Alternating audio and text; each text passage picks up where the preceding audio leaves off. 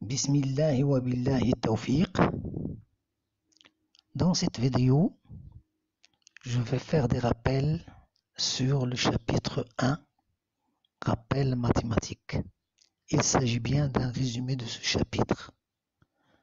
Je commence donc par les opérations sur les vecteurs. Si on dispose de trois vecteurs U, V, W, et que ces trois vecteurs sont connus par leurs composantes dans la base IJK, par exemple, U est égal à X1, I plus Y1, J plus Z1K, V avec l'indice 2, X2I, et W avec l'indice 3, X3I, ainsi de suite. Alors, la somme de ces deux vecteurs, par exemple U et V, si je la note A est égal à U plus V, est égal donc à X1 plus X2I, plus Y1 plus Y2J, plus Z1 plus Z2K.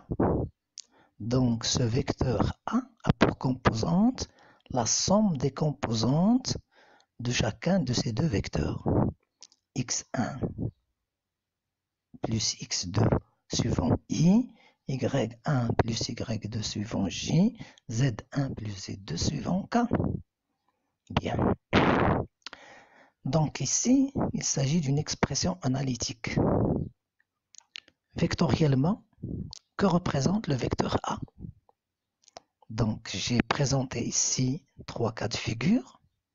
Lorsque U et V font un angle obtus, alors la somme de ces deux vecteurs, je viens à l'extrémité d'un vecteur, que ce soit de U ou bien de V, ici c'est représenté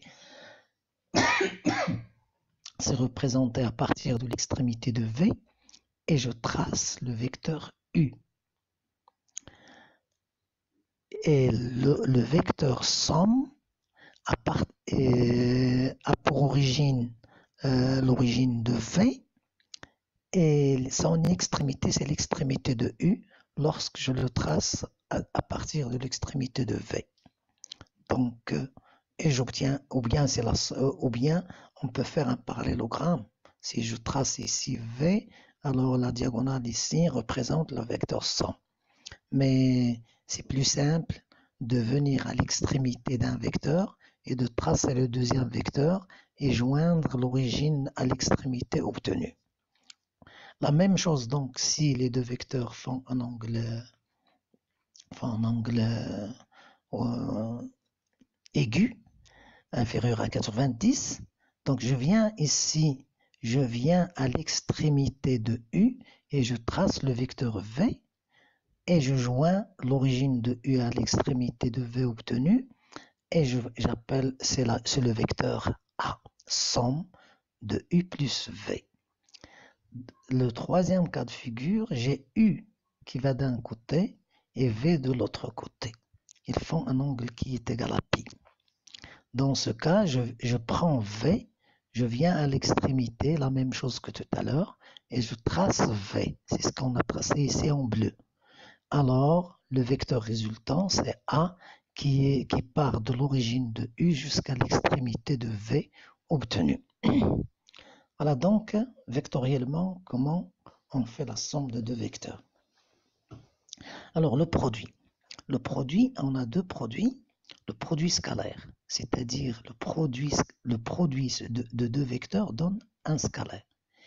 On le note U point V et on lit U scalaire V. Il est défini comme étant la somme des produits des composantes de ces deux vecteurs. Donc c'est X1, X2 plus Y1, Y2 plus Z1, Z2. Bien. Alors, il est clair que ce produit scalaire peut être positif, négatif ou nul. Il est positif si les deux vecteurs font un angle aigu. Il est négatif si l'angle que font les deux vecteurs est obtus. Et il est nul si le produit scalaire est égal à 0. c'est-à-dire que les deux vecteurs sont perpendiculaires, je veux dire. Bien. Puisque je viens de définir le produit scalaire de deux vecteurs, dans le cas où je prends le produit scalaire de U avec U, il est clair que je vais obtenir xa en carré plus ya en carré plus z en carré. La somme des carrés ne peut être que positive ou nulle. Donc, je peux faire sa racine carrée. Et cette définition-là, je l'appelle la norme. La racine carrée du produit scalaire de U avec U, c'est la norme de U. Donc, c'est la racine carrée de x en carré plus y en carré plus z en carré. Il est clair que celle-ci est toujours positif ou nul. Alors, que représente la norme d'un vecteur? Il représente la longueur entre l'origine et l'extrémité du vecteur. Dans le cas où ce vecteur-là est un vecteur force, on l'appelle le module de la force ou bien l'intensité de la force. Très bien. Alors, maintenant, cette norme peut être positive ou nulle. Dans le cas où la norme d'un vecteur est égale à 1, alors on dit que ce vecteur est unitaire, est un vecteur unitaire, et qu'il est de norme égale à 1. Dans le cas où la norme d'un vecteur différent de 0 est différent de 0, on peut construire un vecteur unitaire à partir de ce vecteur par la relation suivante. Donc, par exemple, grand U, qui en principe est unitaire, il est égal à U divisé par la norme de U.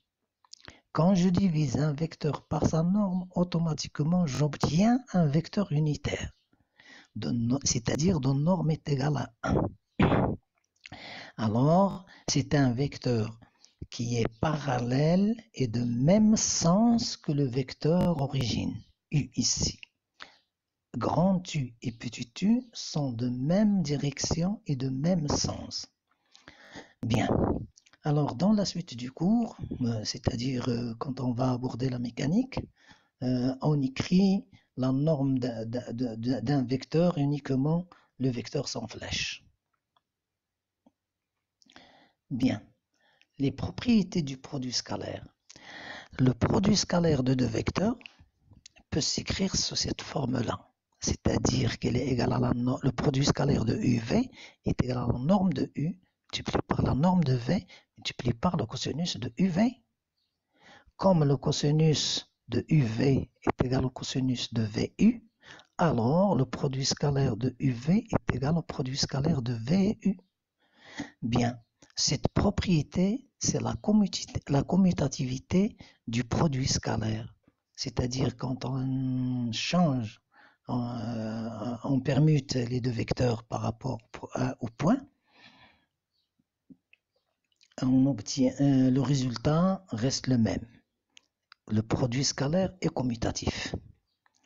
Dans le cas où je prends un vecteur dit non nul et un autre vecteur non nul, si je fais le produit scalaire de ces deux vecteurs et que j'obtiens 0, ça veut dire que le premier est perpendiculaire au deuxième.